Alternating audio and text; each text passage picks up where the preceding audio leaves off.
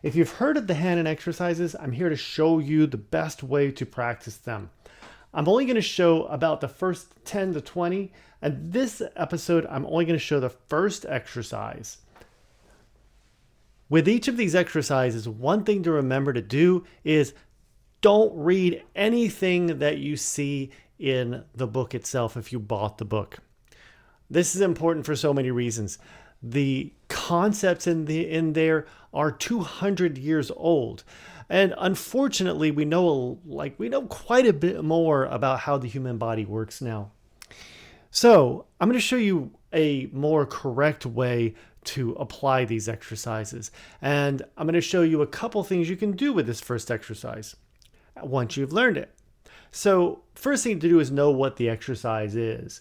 So the exercises follow a pattern and a sequence. What that means is they have a pattern of notes like this. That's the first pattern of notes. And it's using a pattern of notes using these notes here. And the sequence goes up a step to these notes and repeats that same pattern. And it keeps moving up.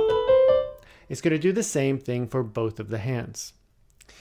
Now, the first thing to do here is, of course, learn what the pattern is.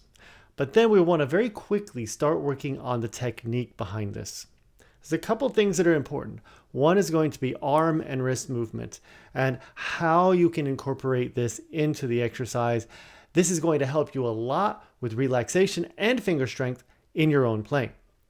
So for the right hand, let's take a look at how to do this. Start with the thumb. We're going to move going down into the thumb. And then we're going to move around. Look at the way my arm and wrist is going.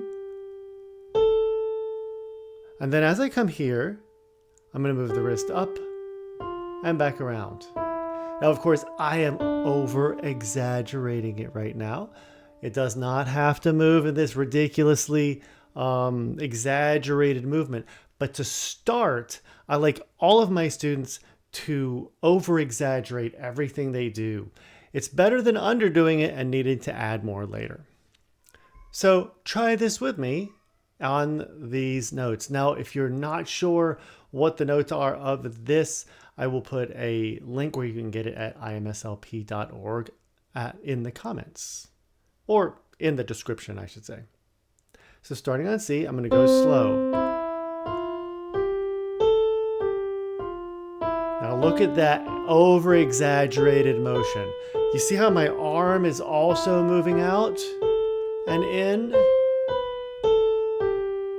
Moving with the motion of the notes. I'm only going to do one octave at this speed. Now, one thing to notice is I am keeping my fingers, kind of firmly, not firmly, but I'm keeping my fingers curved enough. Over curved fingers can cause tension.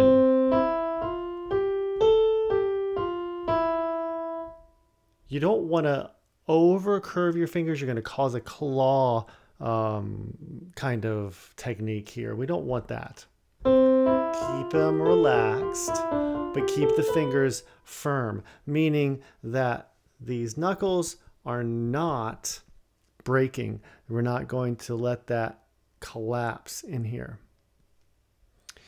Now, on the way back down, we're doing the same motion. This is a counterclockwise motion, which for those of you that don't know what that means going in this direction with the wrist and the arm, going like this. On the way up and down. Left hand. Left hand is going to be going a clockwise motion, which means this direction. So it's going to start by moving up and around, then down and back around. Now you'll see that my arm is going to move in this way. Elbow is going to go out as I go low, in as I go up. And wrist is going to follow this motion. Now, why is this important to Hanon? Hanon is helping you to get used to the idea that your arm and your wrist are going to be helping you rather than hindering you. This is not all in the fingers. So try the left hand with me. Starting with C here. Up and around. Back down and out. Up and in. Down and out. And keep going. In just a moment, I'm going to show you how you can use these exercises a little bit differently so that you don't get bored with them and so that your teacher doesn't go, these are so dumb, they're all in C. That's easy to fix, don't worry. On the way back down, I'm going to show you the downward motion with both hands just so you can see what's happening with the arms. They're not going the same direction. They're not doing this or this.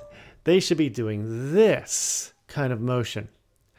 If you still have trouble with this, practice this with just a simple 5-note pentascale. Moving the wrist and the arm. Same thing with both hands. And then try it with both hands. And notice that if you're doing it right, this is what you should see. And of course, again, I'm over-exaggerating. Don't forget that I am. If I'm doing this fast, I'm pretty much doing this, but I'm still doing the motion. So downward motion, I'm going to show it at about a medium speed so you can just see the movement of the arms.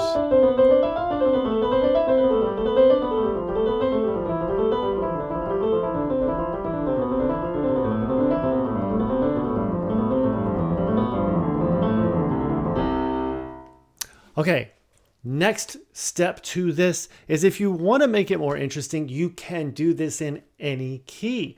But you do have to know your scales, keys, whatever. Otherwise, you're not going to know what notes to hit. I suggest starting with the ones that you do know. Don't just automatically say, I'm going to go up a half step and go to C sharp. That might be a little bit too much. Go ahead and do that if you like. It's not going to hurt you to try it, but just know that it's best to know those scales or those keys. So maybe try G next. So G, we're going to start with the same pattern. It's just that when you get to the F sharp, see I said F sharp, you have to play F sharp.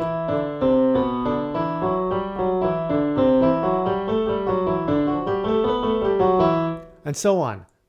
Try D, try A, try E, try all the keys that you know. Try some keys that you maybe don't know. Like I said, you can try C sharp even though you may not know it. A C sharp, D flat, same key. And if you do have any questions about this, please let me know. The technique behind doing this correctly is incredibly important. It will help you in all of the pieces that you are learning. I promise they will.